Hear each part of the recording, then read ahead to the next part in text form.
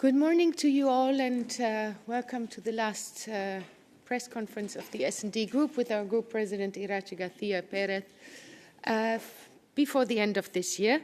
I will keep it short and hand over to Iratxe, and then, of course, there's time for your questions. Iratxe. Buenos días a Good morning, everyone. Firstly, thank you very much for being here today at this last meeting of the year.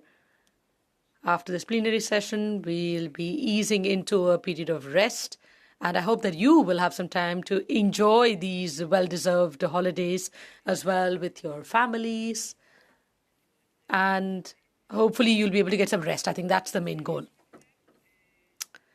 I'd like to begin with a topic that I think is quite important for all of us.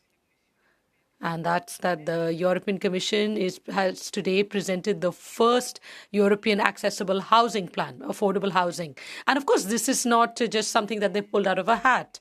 They have presented this plan because the S&D Group, since the beginning of this legislative term, has been making affordable housing a priority, and that this is one of the great challenges that we're facing in Europe today.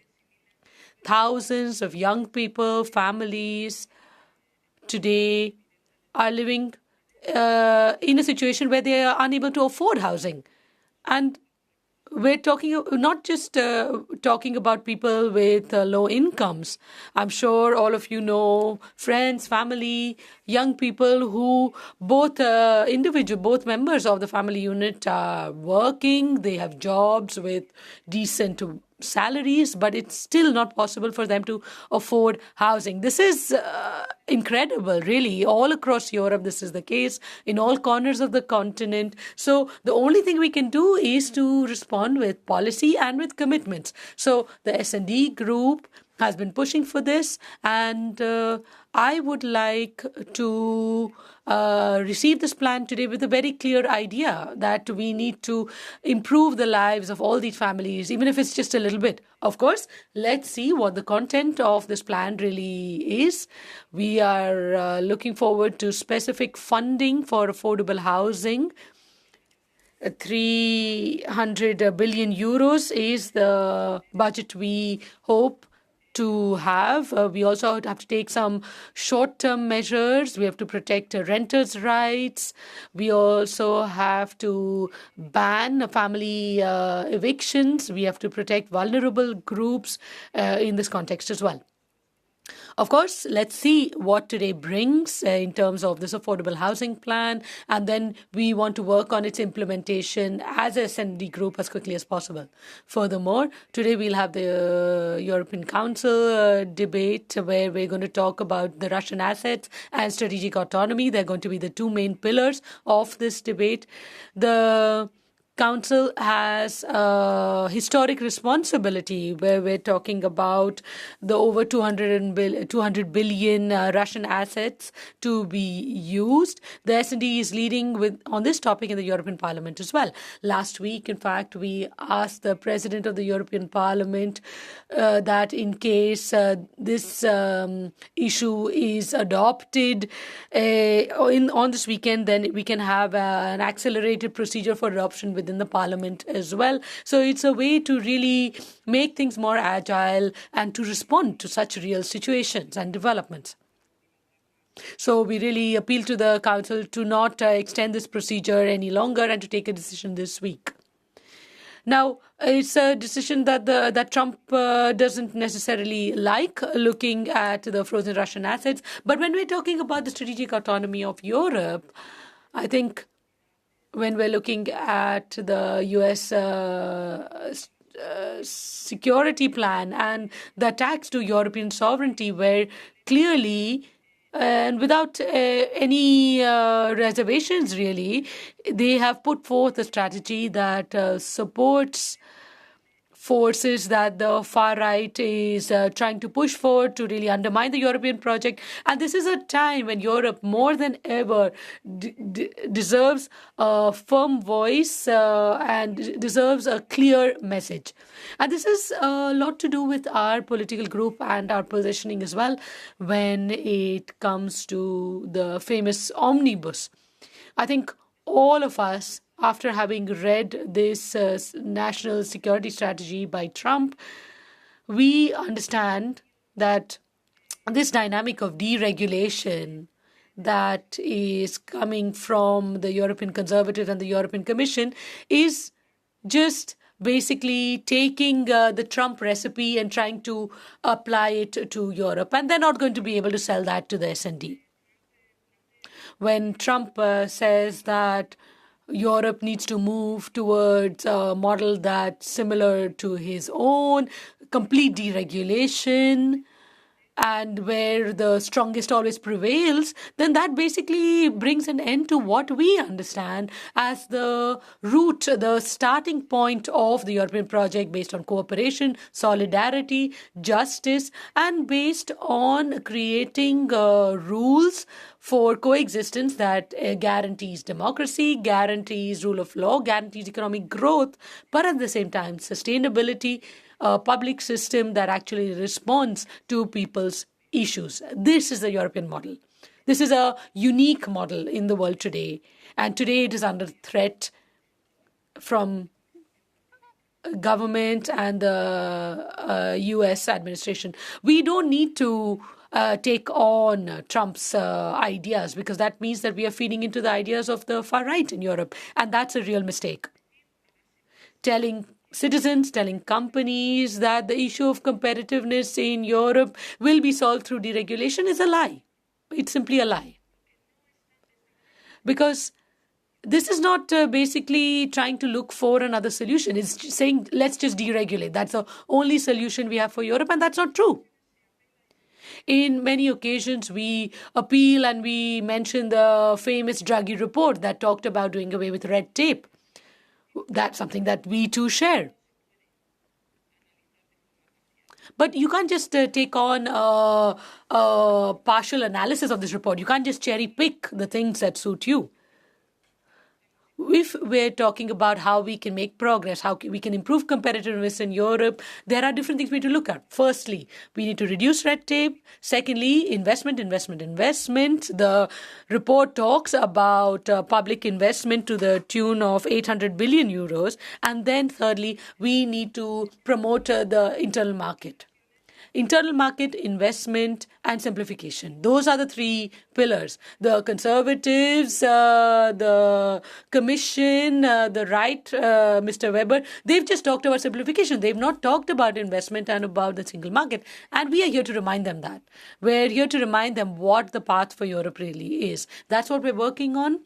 And we are going to offer the Commission our possibility to collaborate as the second largest group in this House, but not at the cost of anything and not when there's only one option, and that is deregulation. What we said very clearly last week is that we are going to be meeting in Antwerp with the leaders of delegations and the group bureau, and that we are open to working with the European Commission and pro-European forces and working on omnibuses as well, but in a different way. What they've been doing until now does not work. It's not acceptable.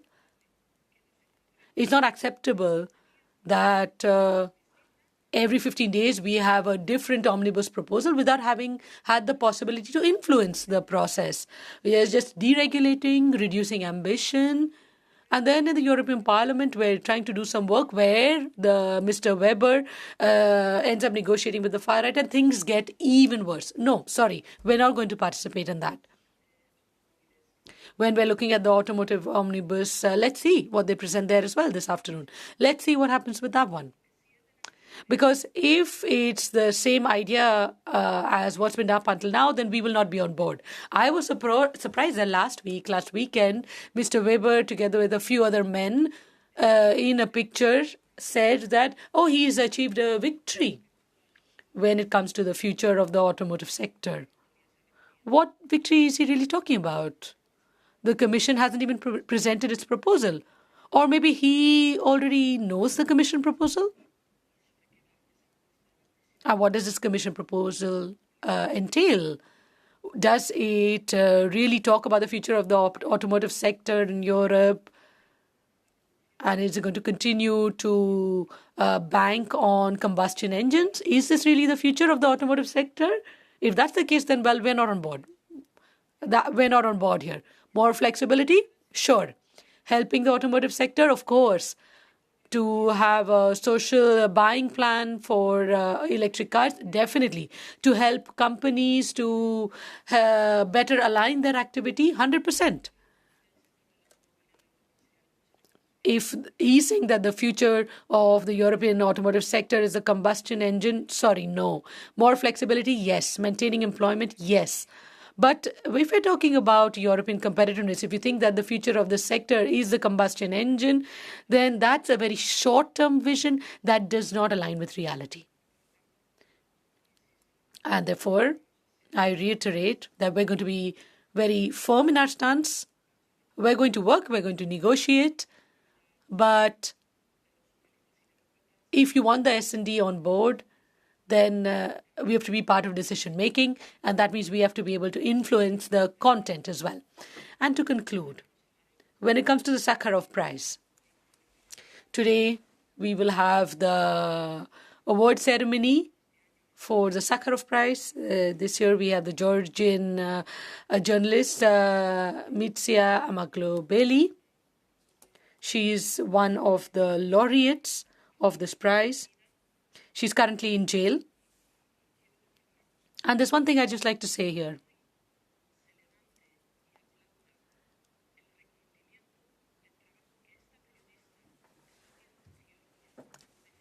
If you applaud the work that this journalist is doing to defend democracy and rule of law in her country, if there are people who don't stand up and applaud these achievements, this work, they cannot support the Safe Third Countries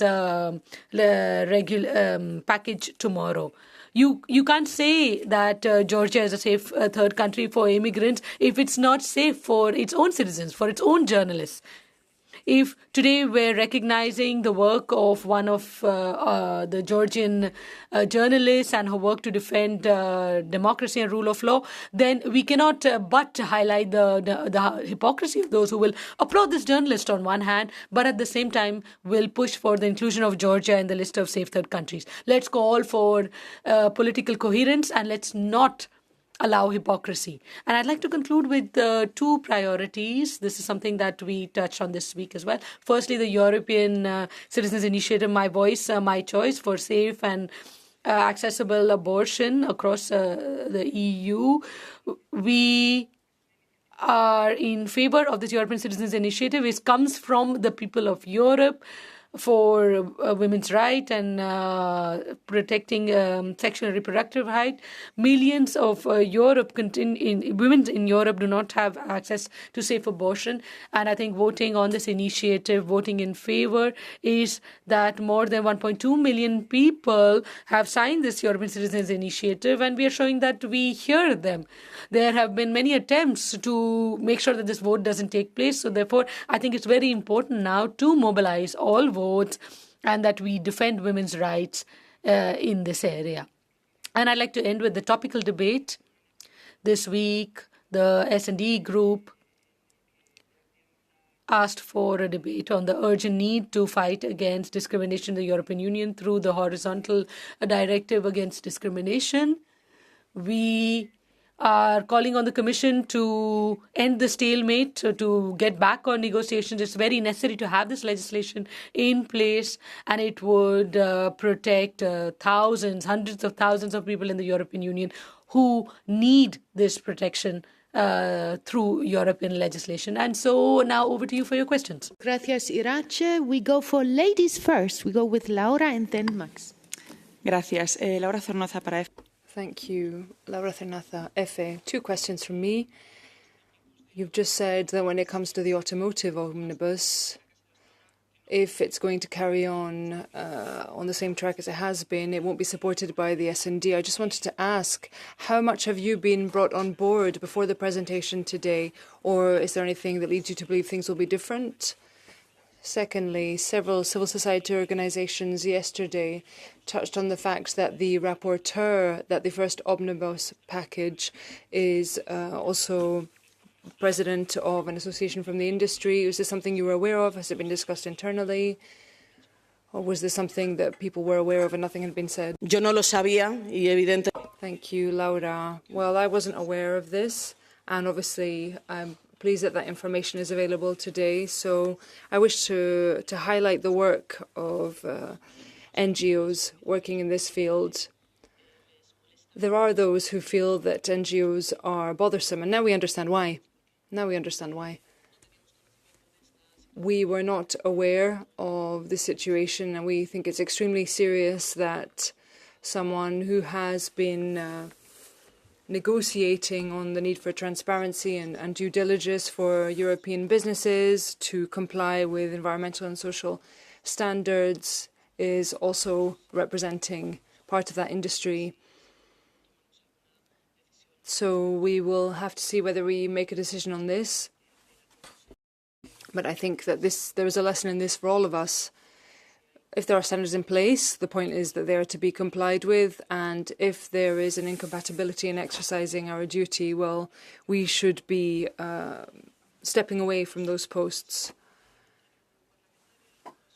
Because let me assure you, there's quite enough work when one is purely focused on one's work as a member of the European Parliament. It's not that we need to pile on the tasks in other areas as well. Turning on now to the automotive industry. Well, the Socialists and Democrats have communicated with the Commission about our starting point when it comes to negotiations. We agree we need to move forward in having more flexibility with that 2035 goal, but that goal does need to be achieved, and there are a number of initiatives in place that have to do with corporate fleets, for instance, social leasing. That is a programme that we have put forward from the S&D, and we think it's key because what this is really about is about changing our mindset around this. Electric cars in the EU cannot be in the hands of the few. They can't be available to only a few. It can't be something that's available only to those who can afford it. Electric cars aren't just for rich people. We need European electric cars, small and medium-sized ones, so that people can afford them without that being a privilege. And for this to happen, we need to invest in Europe. And we need to support those who are producing these types of cars. This is an issue that needs to be tackled. We don't know what the final text is going to look like. It was being negotiated yesterday, and there are a few things we heard that weren't to our liking, but I hope that you will allow me not to set out our final position without having read the final proposal, because there are potentially still a few things on the table, so we prefer to wait. But the European Commission is well aware of our priorities when it comes to this issue. Max, one question, please, because we have to close on time. A lot to unpack. So, I mean, clearly, Weber and Merz have been talking with von der Leyen on this package, this omnibus. They have not included you. Does this mean that you won't engage at all when you're saying that they shouldn't count on us if the proposal, you don't like it at all? Is that what you mean, on the one hand? And then quickly, on the other hand, I mean, in any case, it seems this is like EPP's big week, win after win, safe third countries, deforestation, omnibus, now this automotive that is watering down the ban completely, it seems. Are you getting anything? Are you winning anything from being part of this coalition? Thank you. De momento tenemos hoy un plan de vivienda asequible en Europa. Well, currently we have an affordable housing plan in Europe, and I think that everyone is aware of the fact that this is the fruit of the labour of the S&D group in their negotiation. And let me insist, I think that this is about being constructive. I wish to convey a constructive message to the right of this House and Madame von der Leyen. We want to work. We want to be constructive. But for that to happen, we need to be part of the decision-making process. We need to be part of the decision-making process, and the way things have been done so far, well, that's not going in the right direction. The omnibus on deforestation, the vote tomorrow on migration, well, things are not on the right track. The way it's looking is that the EPP has decided to give up on negotiating with us. They've decided it's more convenient for them to negotiate with the far right. So we can't then be held to account and called on to vote in favour of this type of legislation when we have not been part of those negotiations. It's as simple as that. Don't call on us to guarantee institutional stability in Europe, but then negotiate policy with others.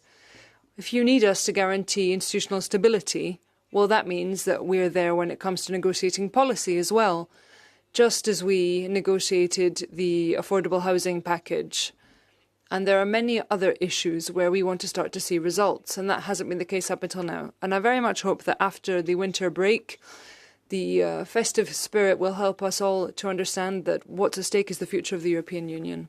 Pues tendremos que tomar decisiones. Some decisions will have to be made. Sorry, we have to close now because the next conference will be on. I would like to thank Iratxe García Pérez and you all, and of course to you all, a very happy Christmas time and then a very good start in the new year. Merci. Thank you.